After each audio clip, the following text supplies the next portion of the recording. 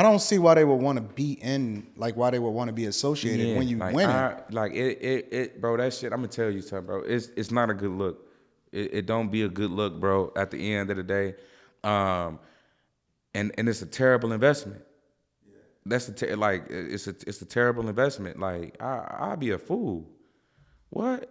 Like no. Like come on, man. Like especially when you young and you black and like you already successful. Why would you want to put other things like against you like that? Like I wouldn't dare want to go through something like that. You know? When you hit the prison system, right, and as you continue to navigate through things and things like that, right, as far as like, you know, year 1 versus year 9 before you got out, is it like, because okay, so I was interviewing Charleston White, right, and obviously he was a part of the prison system or whatever, as at a young age in his life, and he was saying that prison actually grew him up. He was saying that it was probably one of the best things that happened to him because he learned how to read. You know what I'm saying? He grew up. He realized, yo, this ain't the life that I want to live.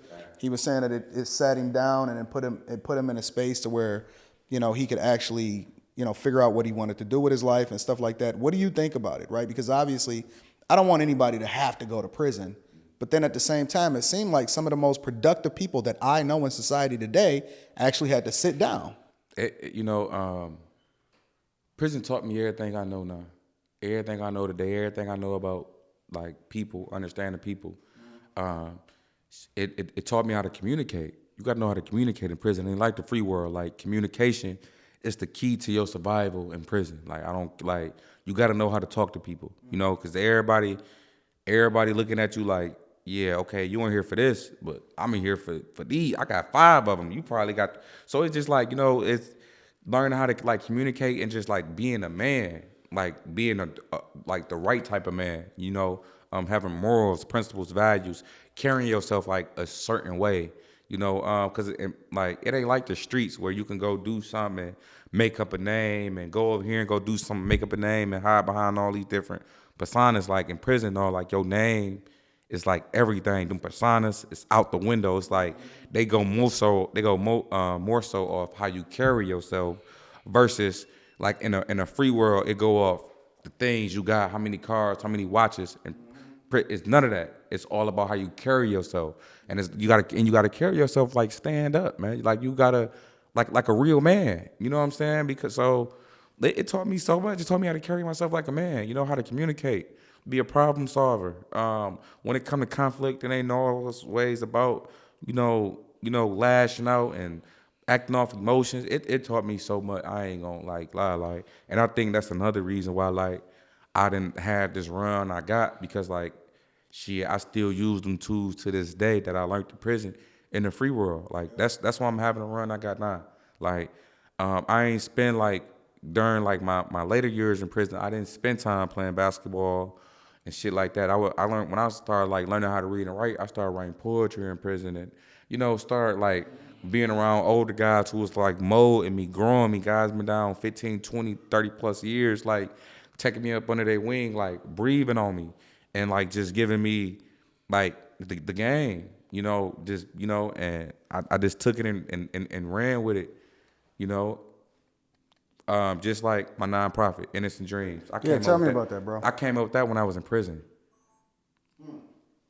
That was like a thing when I was in prison. I'm like, bro, when I get out, because by like my 6th year in prison, I had people write me from like all over the world trying to, you know, support me and reaching out to me. I had people flying in. So by your 6th year, I'm assuming that was the time that people started realizing, man, everything like was off. By like my 3rd year. By my 3rd year, like it was on the flow. But like by my people start realizing or start paying attention to your case after the 3rd year. Hell yeah. Dang, and it took you another 6 years to get out though. Facts. And that, you know, they never wanted to admit it. You know, I had to take lie detector tests. They made me take 2 lie detector tests, passed both of them, flying colors. They just never wanted to admit it, that they sent the 14-year-old to prison for a crime. You can't take nobody's life like that, bro. I mean, but that's just straight up moral compass. But how you think somebody gonna look at you like that? I don't care. You the person in charge. But you still a Buck human though, bro. Facts. But the buck stopped with you. See, we're not talking about no money. We're not talking about like you stole some money and you don't want to admit that you stole some Facts. money. We're not talking about like you bust somebody's chick down or something like that. We talking about somebody in prison, bro, for 39 years. That is not cool. But that's another thing that I learned in prison, right? I had to learn that as far as being responsible and being stand up and being, taking responsibility for your actions. Yeah. Like I learned that in prison, right? I learned that in prison when it comes to like taking responsibility for your actions, that your actions, I learned that gang banging. Like your actions don't also impact you, but they impact and infect everybody around you, even people you don't know.